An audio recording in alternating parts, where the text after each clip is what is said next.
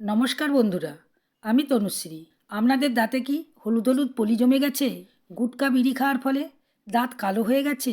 বা অনেকের মাড়ি ফুলে যায়, দাঁতে শিরশিরানিতে প্রচুর ভুগছে, অথবা মুখ দিয়ে বাজে বিচ্ছিরি গন্ধ বেরানোর সমস্যা আছে?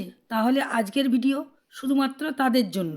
আজকে আমি এমন একটা পাওয়ারফুল টটকা শেয়ার করব, যার ফলে আপনাদের দাঁতের সমস্ত সমস্যা দূর হয়ে যাবে আর দাঁত মুক্তোর মতো ঝকঝক করবে।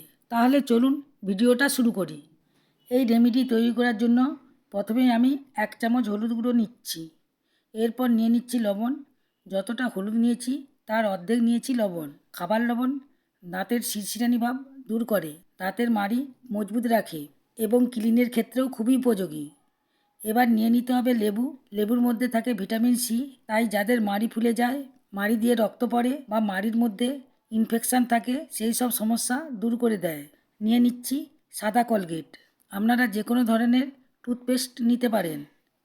আর নিয়ে নিচ্ছি পুঁই পাতা। পুঁই শাক খুবই সহজে হাতের কাছে পাওয়া যায়, বাজারে গেলেই দেখতে পাওয়া যায়। এর সাথে 2টি লবঙ্গ নিয়ে নিচ্ছি। এটাকে ভালোভাবে পেস্ট করে নিতে হবে। বন্ধুরা, এখানে খুবই মিহি করে থেতো করে নেব।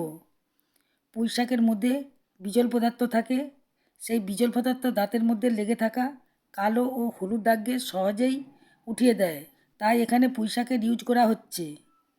এখন এই পেস্টটাকে আগে যে মিশ্রণটি তৈরি করেছিলাম তাতে দিয়ে দিচ্ছি। এখন সব উপকরণকে ভালোভাবে মিশিয়ে নিচ্ছি। বন্ধুরা, এই রেমেডিটা খুবই পাওয়ারফুল, আপনারা অবশ্যই একবার ট্রাই করবেন। মেশানোর পর নিয়ে নিতে হবে মধু। যাদের দাঁতে খুব শিরশিরানি হয় বা ঠান্ডা গরম টক জাতীয় জিনিস খেলে দাঁতে খুবই শিরশিরানি হয়, সেক্ষেত্রে মধু খুবই কার্যকরী হবে।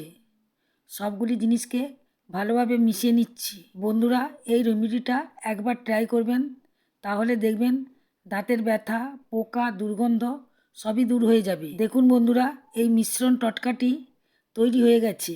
সকালে ঘুম থেকে উঠে টুথপেস্ট ব্যবহার না করে এই রেমেডিটা ব্যবহার করবেন।